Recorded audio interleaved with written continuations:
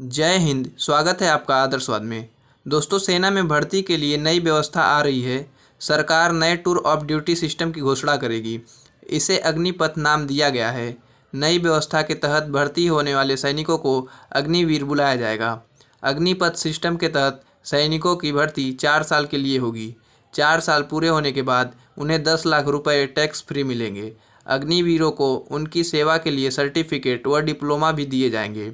नई व्यवस्था के जरिए ऑफिसर रैंक से कम पर थल सेना, वायुसेना और नौसेना में हर साल लगभग 45,000 से 50,000 भर्तियां करने की योजना है।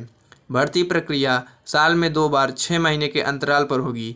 अभियोग्यता भर्ती प्रक्रिया ट्रेनिंग को लेकर आधिकारिक रूप से कुछ भी नहीं कहा गया है। हालांकि सूत्रों ने सशस्त्र बलों की भर्ती में अग्निपथ सिस्टम की तस्वीर काफ़ी हद तक साफ कर दी है।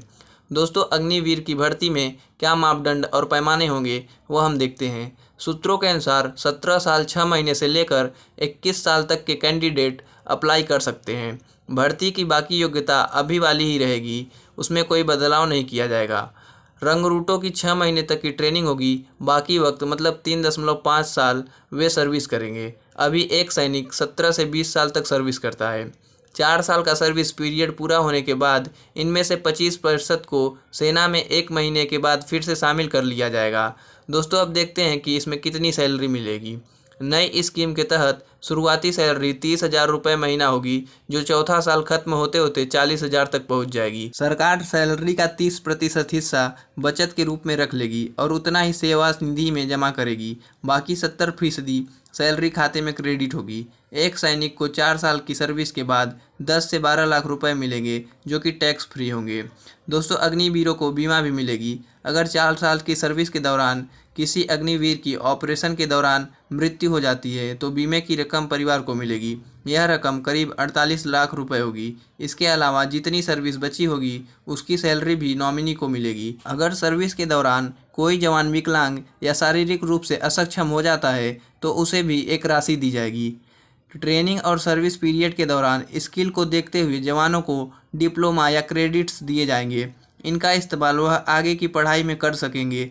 4 साल का टेन्योर खत्म होने के बाद सैनिकों के रिहेबिलिटेशन के सरकार मदद करेगी। दोस्तों, इस नई तरीके के भर्ती प्रक्रिया की सेना को ज़रूरत क्यों पड़ी वह हम देखते हैं। उम्मीद है कि इस नए सिस्टम के जरिए सेना में जुड़ी तमाम दिक्कतें दूर हो सकेंगी। इससे सेना के तीनों अंगों में शामिल होने की चाह रखने वाले युवाओं को भी राहत मिलेगा। पिछले 2 साल से न तो थल सेना में और न ही वायुसेना में और न ही नौसेना में भर्ती हुई है। सेना में जूनियर कमीशन्ड ऑफिसर मतलब JCOs के लिए 1 लाख से ज़्यादा पोस्ट खाली हैं। मार्च 2022 में रक्षा मंत्रालय ने संसद में बताया कि 2017 और 18 और 19 में 90 से ज़्यादा भर्ती रैलियां हुई थी। 2020 और 21 में केवल 47 भर्ती रैली हुई। 2021 और 22 में सिर्फ 4 भर्ती रैलियां हुई। वजह कोविड-19 को बताया गया। नए सिस्टम से देश के किसी भी हिस्से के किसी भी बैकग्राउंड में आने वाले युवा को किसी भी रेजिमेंट का हिस्सा बन सकेगा। अभी कुछ रेजिमेंट के भर्ती के लिए कुछ कायदे हैं जिन्हें पूरा करना होता है। सरकार को नई व्यवस्था में पेंशन में बचत होगी। वर्तमान वित्त वर्ष में सरकार ने रक्षा मंत्रालय और सशस्त्र बलों की पेंशन के लिए करीब 1.2 लाख करोड़ रुपए अलॉट किए थे। यह रकम कुल रक्षा का 1/4 था। दोस्तों, इस व्यवस्था के फायदे के साथ साथ कई पूर्व सैनिक ने इसके नुकसान का भी अंदेशा जताया है। कई पूर्व सैन्य अधिकारियों ने कहा है कि इस नई व्यवस्था सफल नहीं हो पाएगी। इसका मुख्य वजह है सिर्फ 4 साल की सर्विस का नियम, वह भी बिना पेंशन के। अभी करीब 20 साल की सर्विस होती है और पेंशन भी मिलती है। कुछ वेटरन्स का यह भी मानना है कि सेना के प्रति पूरी तरह समर्पित होने के बजाय ये इंटर्न सैनिक केवल अपना रिज्यूमे बनाने में लगे रहेंगे। नॉर्मल प्रोसेस के तहत अगर सैनिकों को ग्रूम नहीं किया जा सकेगा।